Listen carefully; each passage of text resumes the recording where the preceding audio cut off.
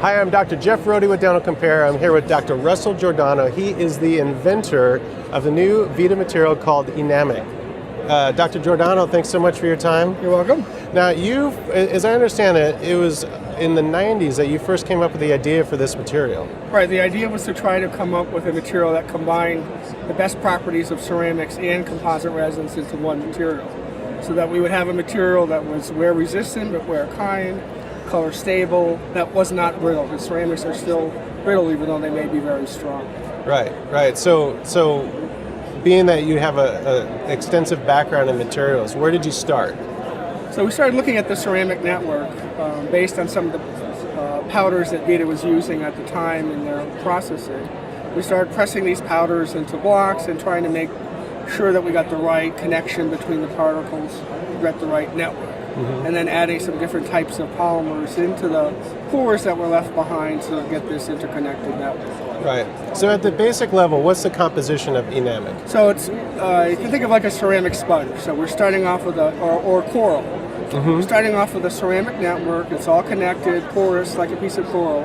And we're filling those pores in with a polymer. And the polymer is about 15% by volume. The ceramic is about 86%. And the polymer gives the material its flexibility.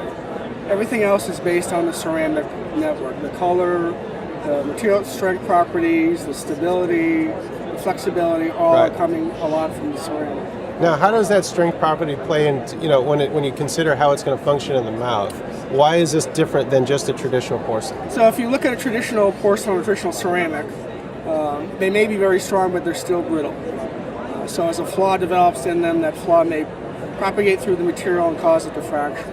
The way this material is designed is if there's a flaw starting in the material, it may go in between the particles, but eventually get stopped by the polymer or that interconnected ceramic sponge network that's in the material. So the crack that started actually stops. So it stops. And can't continue through it stops, can't continue. The energy is taken away from it and it stops. That's amazing. So applications for this? Posterior teeth? Posterior crowns, inlays, armlays, veneers. One of the big advantages of this material is you can mill it down to about 0.2 of a millimeter. Wow. So if you're looking at these no prep veneers or very thin veneers, you can mill that. Some of the studies have shown that you can get down to about a millimeter thickness, or even for posterior crowns. Excellent. Mill's very sharp, no chipping that you see in ceramics or even some composite resins. Right. So this is available for if you have chairside milling, you can use this for that? It's available for chairside milling. Laboratories obviously could also use it. I'm not sure what Vita's plans are for blocks for other laboratories like pucks or other things like that. But I'm sure that would not be an issue for them to make if they wanted to. Well, Dr. Giordano, thanks for the introduction to this new material. It's pretty exciting stuff. You're welcome. Dr. Giordano introducing the new Vita Enamic material. Check it out.